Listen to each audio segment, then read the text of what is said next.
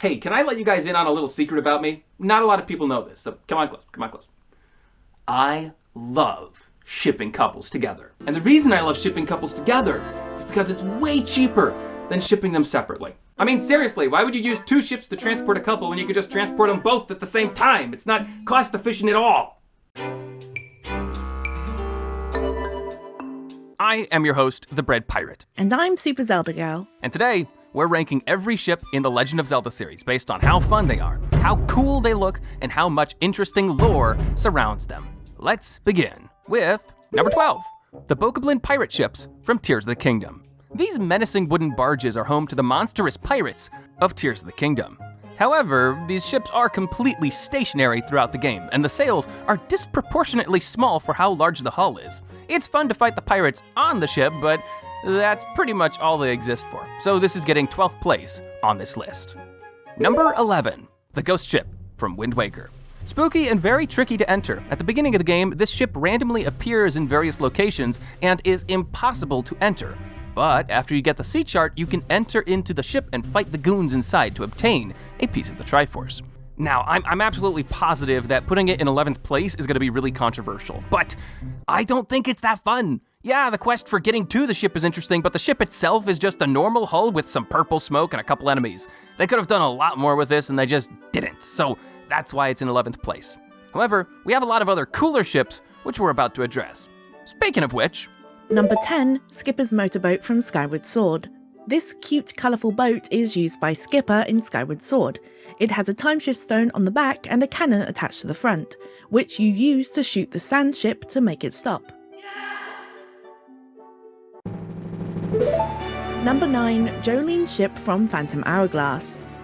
Jolene's ship looks very cool. It's a dark green with a design reminiscent of the King of Red Lions on the front of it, and it also has a cute butterfly patterned sail. It has a large cannon attached to the front which shoots missiles at you that will damage and slow you down if they hit. Number 8, the Wrecked Ship from Echoes of Wisdom. Immediately when I found this place, I knew that it was special. I mean, just look at that shark. Clearly this location was destined for something great if it's gonna have a shark around it. And right I was, because later in the story I discovered that there is a dungeon inside of it, and that's where it got even cooler. The whole dungeon centers around electrical enemies and features an entire boss fight, one which is completely optional. I love it when that happens. So even though the exterior is barren, the interior makes up for everything. Very nice. Number 7, the canoe from Twilight Princess. This handy wooden flotation device allows you to rush down river rapids shooting high-speed projectile bombs, or to just take a pleasant paddle in Henna's fishing pond. There's also a romantic variation that you can use when fishing with Henna herself. Oh la la. And that is the closest we are going to be getting to shipping a couple in this video. Number 6, the Stormwind Ark from Tears of the Kingdom. According to Rito legend, this floating ship is a gift from the Zonai and is the source of the winds in Hebra. The inside of the ship is a bit plain and there aren't a lot of cool monsters to fight, but holy heck, the boss is epic. There are also a ton of smaller ships surrounding it which can be used as trampolines. Fun. Number 5, Tetra's ship from the Wind Waker. The longer that you think about the interior of this ship, the less it makes sense. Like, why is the storage for the ship only accessible via a parkour course? And why is Tetra the only crew member with a place to sleep? It just doesn't make sense. However, the music on the ship is pretty catchy. I use it in a lot of my videos. The crew is also lovable, and the ship plays a pivotal role in not just one, but 2 Zelda games.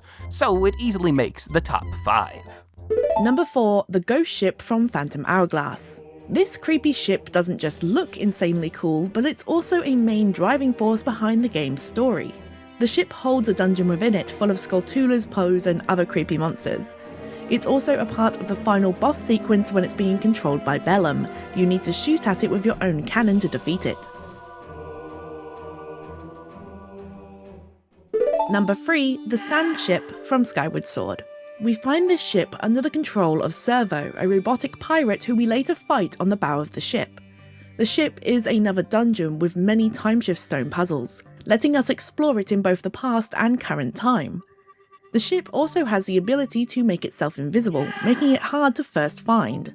And now, number 2, the King of Red Lions from the Wind Waker. Have you ever wanted a ship that you can talk to? Because now you can. This ship is possessed by the spirit of the King of Hyrule and is Link's only mode of transportation in the Wind Waker. It is fitted with pretty much everything you could ever need. A comically large cannon, a claw, a retractable sail, I don't even know how they do that, and in the HD version of Wind Waker, you can even equip it with the Swift Sail to go even faster. However, it is still outclassed by the number 1 ship on this list, which is none other than... Number 1. The SS Linebeck from Phantom Hourglass. It was a little hard to pick between the first and second place, but in the end, the SS Linebeck can do whatever the King of Red Lions can do, but better. Unlike the cannon in Wind Waker, the SS Linebeck can shoot its cannon without needing to stop. It can jump over obstacles and can be customized with different parts. The salvage arm also includes a whole minigame, adding another layer to hunting for treasure. The ship is also used within the final battle sequence against the ghost ship, where we use its cannon to shoot and damage the ghost ship. And that's our rankings for the best ships in the Legend of Zelda series. But don't go yet, because Super Zelda Girl has just uploaded a Let's Play episode of her beating the sailboat dungeon for the first time in Echoes of Wisdom. So if you want to see her struggle through that, click the link in the description below. And until I see you next time, have fun storming the castle.